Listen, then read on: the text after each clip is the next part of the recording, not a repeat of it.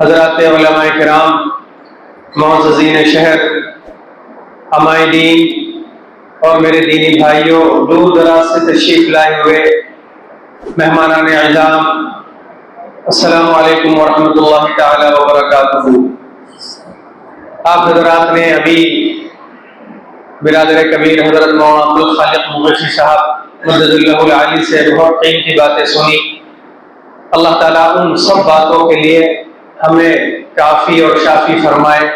وہ باتیں ہمارے لیے مکمل ہیں، کافی ہیں، اب زیادہ بات اور گفتگو کرنے کا موقع بھی نہیں ہے اور مناسب بھی معلوم نہیں ہوتا ہے، لیکن حضرت مفتی مرتضیٰ صاحب کا حکم ہے،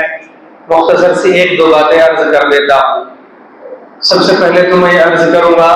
ہمارے یہاں پر ائمہ حضرات اور علماء بیٹھے ہیں اس مجمع کے اندر ماشاءاللہ، اور سبھی حضرات معزز ہیں اور ہمارے بزرگ اکابر بھی ہیں، لیکن میں ادنا خادم اور طالب علم ہونے کی حیثیت سے یہ بات گزارش کرتا ہوں، اور میزبان حضرت مفتی صاحب مولانا محمد قاسم صاحب جو ہمارے سرپرست ہیں ان سے اجازت لیتے ہو کہ آپ حضرات آگے تشریف لے آئیں۔ آپ حضرات بہت قابل قدر ہیں، علماء ائمہ حضرات آگے تشریف لے آئیں، دائیں طرف یا بائیں طرف آ جائیں، جو پیچھے موجود ہیں آ جائیں، آگے تشریف لے آئیں، ائمہ حضرات یا علماء میں سے جو بھی ہیں، کیونکہ آپ دور دراز سے تشریف لائے بھی ہیں سفر کر کے، اور بہرحال ہمارے لیے بہت ہی قابل قدر سبھی حضرات ہیں۔ حضرات گرامی، جناب علی، آپ حضرات تو مفتی صاحب نے بتا بھی دیا، حضرت والد ماجد نور اللہ مرقدہ کا بہت ہی والہانہ تعلق اس شہر سے رہا اور بہت پرانا اور قدیم رہا ہے۔ وہ الحمدللہ یہاں حضرت مولانا محمد قاسم صاحب موجود ہیں، وہ حضرت کے اولین شاگردوں میں سے ہیں، تقریباً 40-45 برس کا ایک تعلق ہے، اور اسی طریقے سے میں اگر ان کا تذکرہ نہ کروں، حافظ ظہور صاحب رحمۃ اللہ علیہ، ان کو بھی حضرت سے بڑا تعلق تھا۔ پورے ہی حضرات جتنے یہاں ہیں، حاجی جمیل صاحب،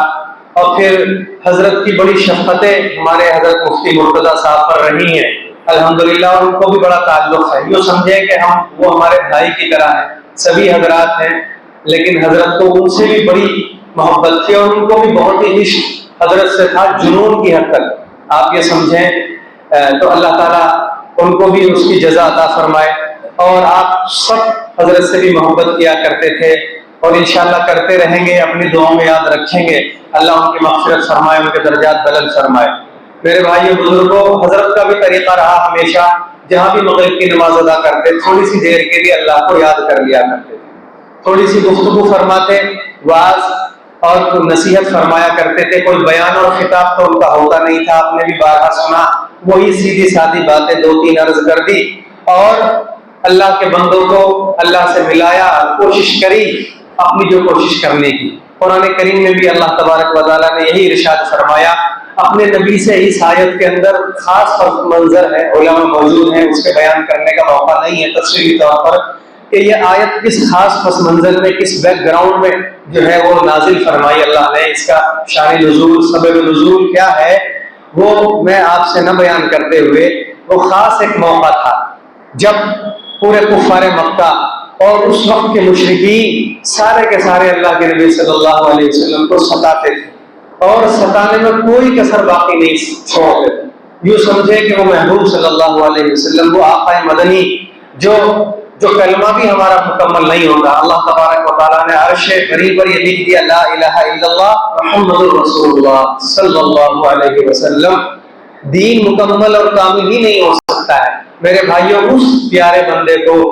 اپنے گھر والے، بستی کے لوگ، اہل مکہ ستاتے تھے اور پریشان کیا کرتے تھے، اور یوں سمجھے کیا کیا تہمت نہیں لگاتے تھے، کیسے کیسے جو ہے وہ برے القاب سے نہیں نوازتے تھے، یہاں تک کہ ان کو جادوگر کہتے تھے، ساحر کہتے تھے، اور وہ مجنون، دیوانہ، پاگل کہتے تھے، نعوذ باللہ۔ تو یہ آیت اللہ نے اس وقت کہی کہ آپ اپنے بندوں کو، میرے بندوں کو جو ہے اپنے امتیوں کو بتاتے رہیں، کہتے رہیں، آپ اس سے نہ گھبرائیں، نہ ڈریں۔ یہ اللہ کا ذکر ہے میرے بھائیوں، اللہ کی بات بیان کرتے رہنا چاہیے ہمیشہ۔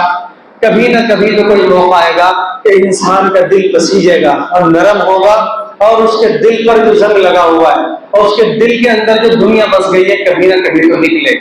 یہی مقصد اکابر علماء کا رہا ہے. اور الحمدللہ انہوں نے دین کے ہر شعبوں میں، چاہے وہ مساجد کے ذریعے ہو، مکاتب کے ذریعے ہو، مدارس کے ذریعے ہو، خانقاہوں جماعتوں کے ذریعے ہو، الحمدللہ اپنا کام پورا کیا. یہ ماہانہ مجالس، یہ اکابرین کی خانقاہ، یہ بھی وہی کام کرتی ہے، کوئی نیا کام نہیں ہے. اللہ کے نبی صلی اللہ علیہ وسلم نے جو کام اپنی مسجد نبوی میں بیٹھ کر کے اپنے صحابہ کو سکھایا اور بتایا اپنے ساتھیوں کو، وہی سلسلہ ہے جو چلا آ رہا ہے. میرے بھائیوں بزرگوں، تو یہ تھوڑی سی دیر کے لیے، کبھی ہفتے میں، کبھی مہینے میں،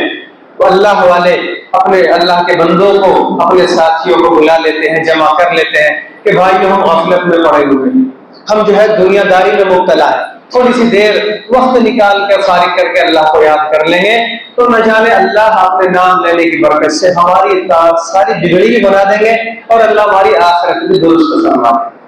یہ چیز ہے میرے بھائیوں، اس آیت کے تناظر میں اس کا پس منظر یہی ہے. ایک بزرگ تھے میرے بھائیوں، میں آپ کو واقعہ بیان کروں مختصر سا. میرٹھ کے اندر یہ اللہ سے ملانے والی بات اور اپنی بات کہنے کا مقصد.